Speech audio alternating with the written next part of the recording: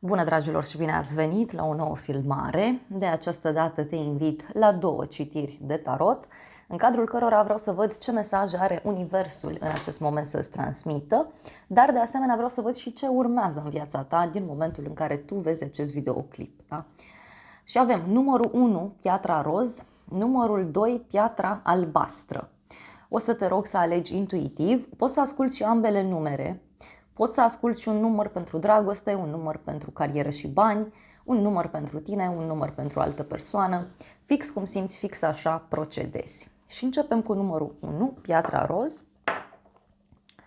Îți mulțumesc că mă urmărești, îți mulțumesc că mi ești alături. Dacă vrei și tu o astfel de citire, găsești oricând pe noua aplicație Cristina Zurba, dar mai nou este și site-ul Cristina Zurba, este un site oficial, acolo aveți parte de ghidare oricând aveți nevoie, vă invit cu drag. Aveți link în primul comentariu. Ok, o ceartă văd aici, o discuție în contradictoriu. O discuție ciudată, da? O agitație. Hai să vedem. Bun, se pare că pentru tine mesajele au ieșit mult mai repede. Un mesaj urgent pe care îl ai. Avem aici o persoană geloasă, o persoană care are niște probleme.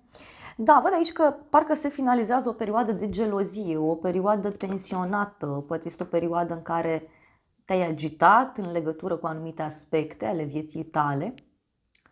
Văd aici că o relație poate se transformă, însă în alte cazuri văd că parcă ai trecut printr-un fel de despărțire sau printr-un fel de pauză într-o relație. Pentru tine, în acest moment, avem noutăți plăcute, da? Noutăți plăcute. Te întâlnești cu niște oameni, primești niște vești pozitive pentru sufletul tău. Văd aici o adunare de oameni. Hai să vedem noutăți plăcute. Uite, este cineva care își dorește foarte mult să te revadă. Este o persoană care își dorește tare mult să reia legătura cu tine. Poate să fie un prieten, poate să fie persoana iubită, cineva din anturajul tău. Uite, este un bărbat, da? Poate să fie o persoană mai tânără ca și vârstă, sau putem să discutăm despre o persoană care are un aspect fizic mult mai tânăr sau o persoană mai energică, plină de viață.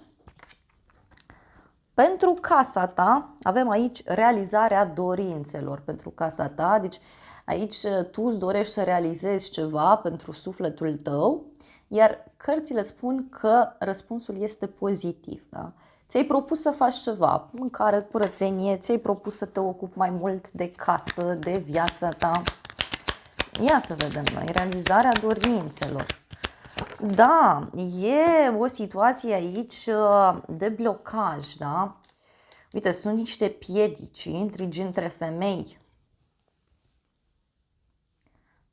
Este un moment în care poate e cazul, știu eu, să-ți separi drumurile de o persoană, de niște oameni din jurul tău. E ca și cum vrei să scapi de această agitație, vrei să scapi de această neînțelegere. Ok. Și mai era o carte, musafiri. Deci, poate niște persoane care îți vin în vizită sau îți vine cineva în vizită și îți povestește despre niște probleme pe care le are cu o persoană în viața sa. Sau îți povestește despre faptul că se află într-o perioadă agitată. Da? Uite, este o situație care durează de mult timp sau poate e ceva legat de un drum mai lung. În curând, pentru tine, proces și judecate. Deci, în curând aici, uite, parcă stai cu cineva la masă și ai de luat o hotărâre. Da? Ai de luat o hotărâre sau pentru unii dintre voi simt aici că în curând puteți să aflați o hotărâre pe care cineva a luat-o. Analizezi o situație împreună cu un prieten, împreună cu o persoană, trebuie să te hotărăști în legătură cu ceva. Unii poate aveți legătură cu niște acte în viitorul apropiat. Uite, e o bucurie mică aici pentru tine. E ceva ce îți umple sufletelul cu bucurie. Și văd aici bani mulți și tranziție, schimbare. Deci o schimbare care apare în curând, da? O discuție pe care o ai cu cineva în legătură cu o sumă de bani, cu o firmă, un loc de muncă, o casă. În viitor, pentru tine, noutăți la drum lung. Deci faci un drum și acolo afli niște lucruri interesante. Hai să vedem ce se întâmplă în călătoria asta sau ce vești apar de la distanță. Numărul 1.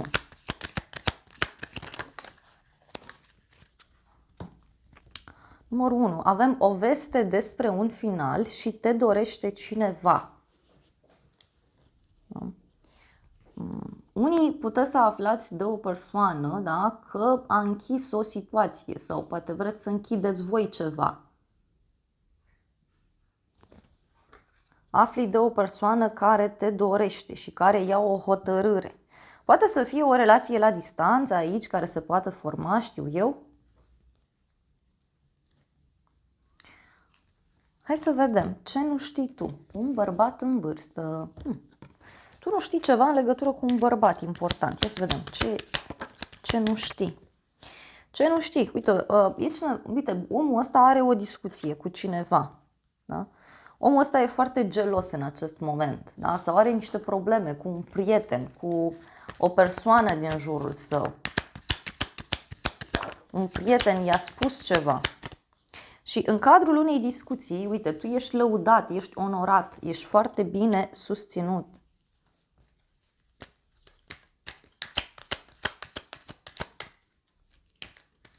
Deci tu nu știi că cineva te susține din umbră, cum s-ar spune. Da? Uite, este un prieten sincer aici. Pe neașteptate, o casă străină, da? În care mergi, un loc străin ție în care mergi.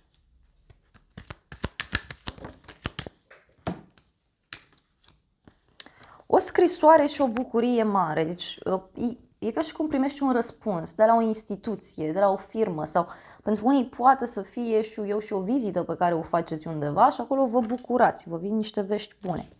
Ce o să te mire sunt lacrimi. Hai să vedem de ce.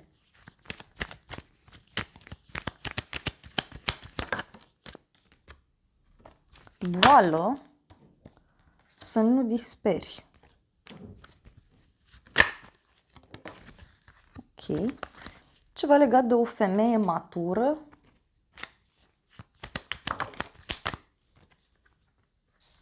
Și o dragoste sinceră. Deci cineva aici care îți dă niște vești, dar este foarte sinceră persoana asta. Este foarte sinceră.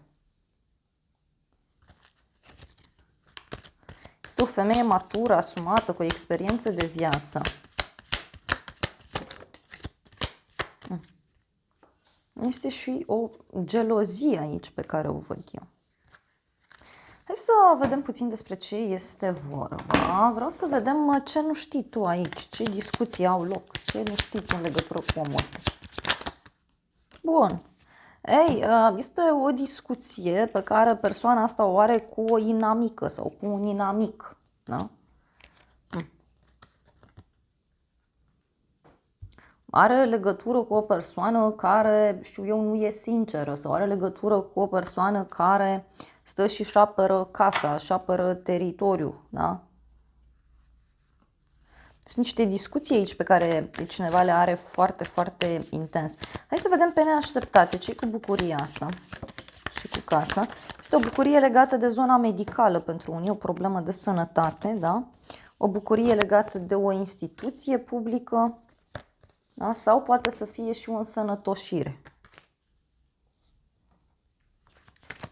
Și să vedem ce o să te mire. Sunt foarte curios, foarte curioasă.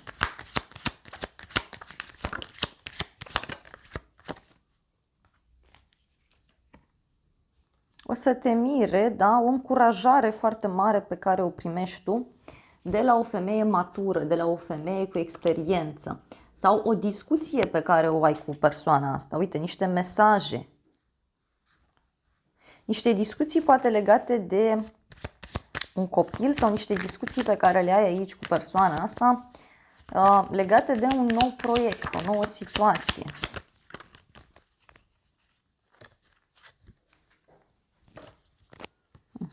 Sunt niște discuții legate de o relație, dar poate un sfat pe care îl primești de la o prietenă sau poate intri în contact cu o persoană care are niște probleme. Doar că văd pe cineva care e cam fals aici, da? Cineva care cam minte în legătură cu o relație sau poate afli că cineva a fost înșelat, mințit, trădat, nu știu. Hai să vedem și oracolul ăsta, ce zice? Numărul 1. Din nou, speranță, viață, protecție, avem păsările, deci și niște vești importante care apar pentru numărul 1. Și avem aici coroană, glorie, regalitate.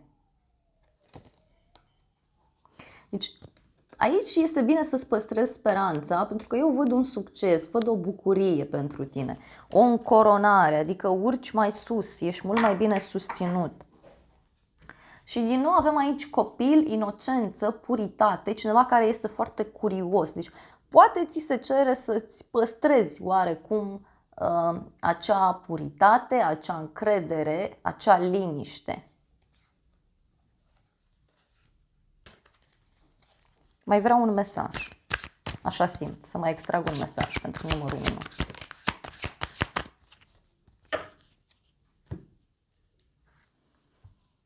Grâne, fertilitate, abundență. Aici poate e ceva legat de anotimpul de vară pentru unii dintre voi și văd mult noroc. Dragilor, acestea au fost previziunile pentru numărul 1. Eu vă mulțumesc pentru atenție, vă îmbrățișez cu drag pe toți. Vă mulțumesc că mi-ați stat alături până la final și nu uita că dacă dorești o analiză pentru sufletul tău, găsești oricând pe noua aplicație Cristina Zurba, disponibilă atât pe iPhone cât și pe Android și, de asemenea, te invit cu drag și pe noul site cristinazurba.com. Este oficial, ai acolo toate datele, este exact ca și aplicația pentru cei care doriți să folosiți site-ul și nu aplicația. Vă îmbrățișez cu drag. Vă mulțumesc încă o dată că mi-ați stat alături. Vă invit și la numărul 2 dacă sunteți curioși și să ne revedem cu bine și data viitoare, să ai parte de o zi sau de o seară cât mai frumoasă. Bine ați revenit, dragii mei, cei de la numărul 2, cei care ați ales piatra albastră. Hai să vedem ce mesaje are tarotul pentru tine în acest moment. Îți mulțumesc că mă urmărești, îți mulțumesc că mi ești alături.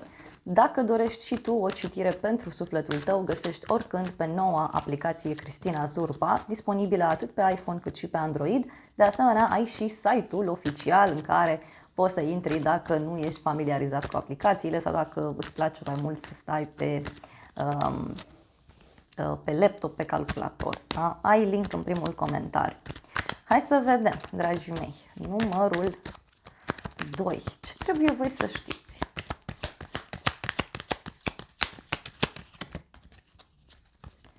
Pentru numărul 2 simt așa foarte multă rațiune, foarte multă dorință de a cunoaște, de a explora, de a te bucura. La baza pachetului. Uite, e o surpriză în legătură cu o întâlnire. Te întâlnești cu cineva pe neașteptate. Sau poate știi deja că trebuie să te întâlnești cu o prietenă sau cu partenerul de viață, cu cineva din familie și aici e parte de o surpriză. Hai să vedem pentru tine. Avem tranziție, schimbare, deci tu în acest moment te afli într-o schimbare. Poate vrei să faci schimbări în viața ta sau poate te-ai gândit să abordezi diferit o anumită situație din viața ta. Și ce mai văd este faptul că în acest moment lucrurile încep să se miște pentru tine într-o anumită direcție. Uite, e ca și cum spui gata, las tot ce a fost în urmă și vreau să mă bucur de viață, vreau să mă bucur de ceea ce am în acest moment, în viața mea.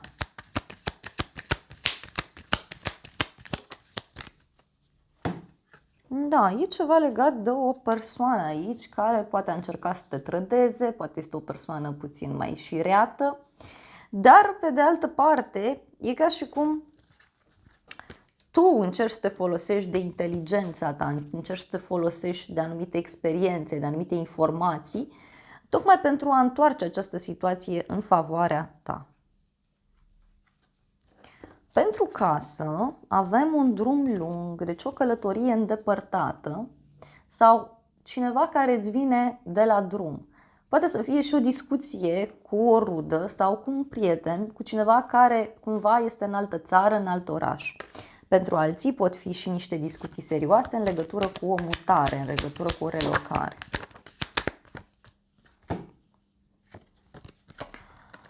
Uite, este cineva care a luat o hotărâre aici, pentru casă, pentru familie, da? Avem proces și judecată și pagubă sau pierdere. Deci e ca și cum cineva, da, ia o hotărâre undeva la drum sau în legătură cu o călătorie. Ți-ai dorit poate să faci un drum și din anumite motive s-a amânat sau poate se amână sau se schimbă ceva.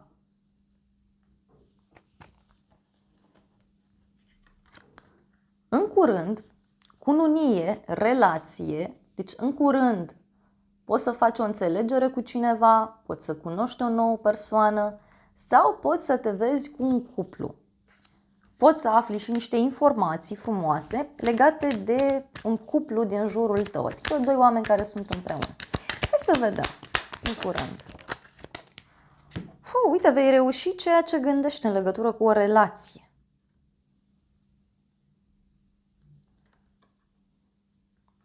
În legătură cu o relație care are probleme. Sau poate aici este vorba despre niște probleme pe care un cuplu din jurul tău le are. Hai să vedem în viitor. Primești o invitație, da? Primești o invitație, poate o invitație în oraș, o invitație la o nuntă. Hai să vedem.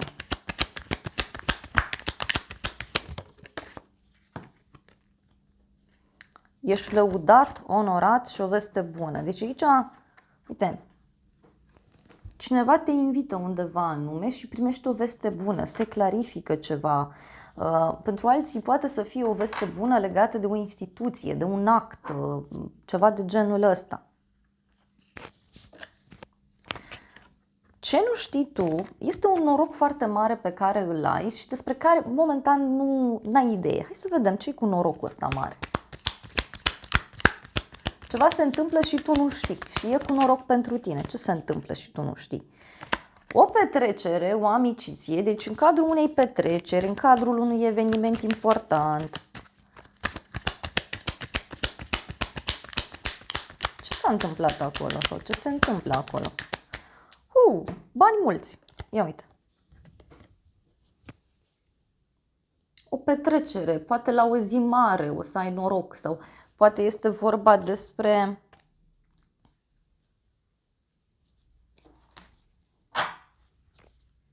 cineva aici care riscă foarte mult. Ia mai vreau o carte, numărul 2. Ce nu știi tu aici? Uite.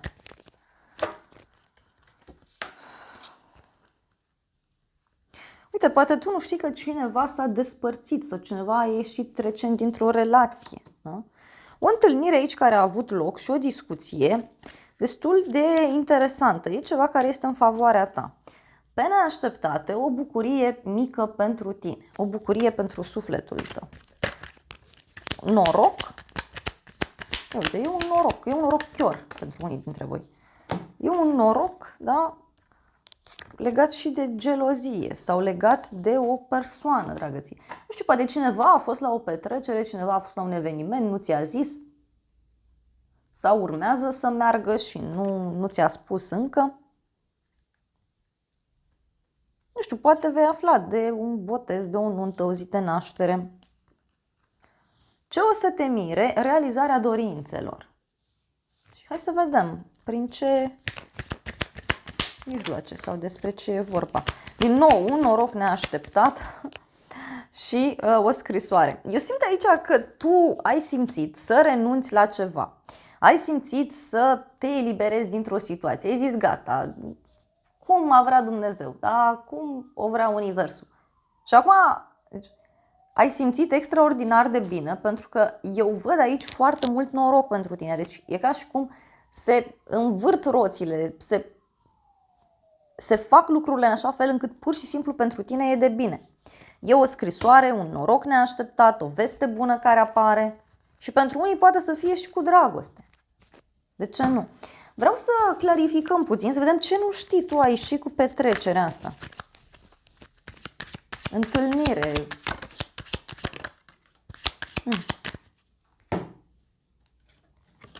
O persoană melancolică, o persoană supărată, da, cineva care visează aici la ceva. Este o persoană care visează poate la niște bani, cineva care are niște idei așa foarte fixe în minte și nu are de gând să renunțe la el. Da?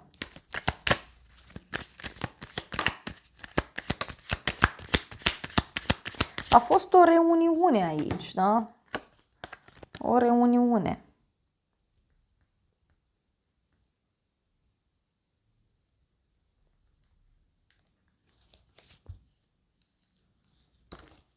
Petrecere, o bucurie foarte mare.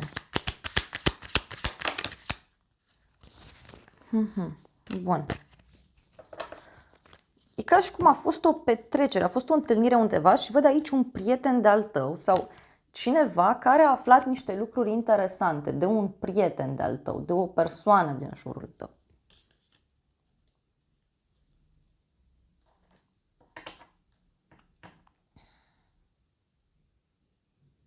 Sau o persoană care vrea să te invite undeva, da? Hai să vedem pe neașteptate. Ce se întâmplă aici? Numărul 1. Pe neașteptate, uite, niște musafiri. Niște musafiri, niște discuții pe care le ai, niște vești bune. Niște vești bune de la o haină de stat sau niște vești bune care au legătură cu un cuplu din viața ta. Da? Și ce o să te mire? Că e foarte interesant. Ce o să te mire? Nu știu.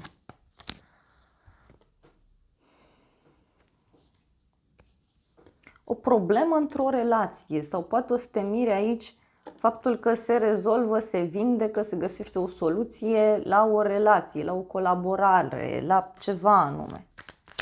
Hai să vedem.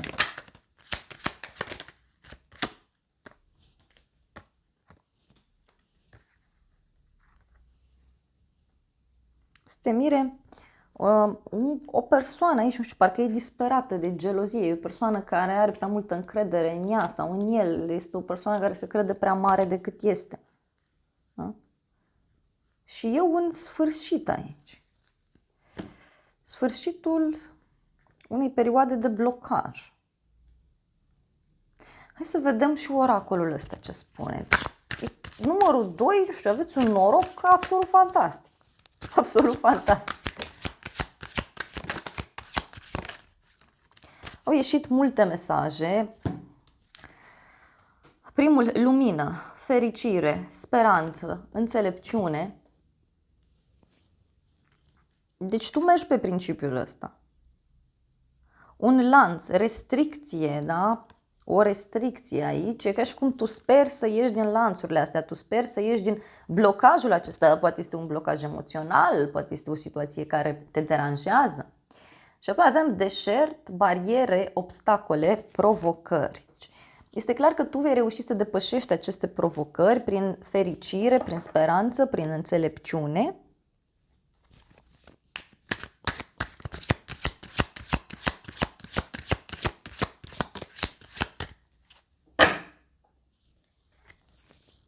Aici, posibil să rămâi surprins de o situație care se petrece la o zi sfântă, la o zi mare. Avem crucea, infinitate, copacul vieții, credință, dar poate să mai însemne și un sacrificiu, da? Sau o zi sfântă, o zi mare.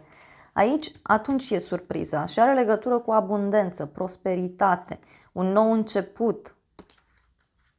Un nou început.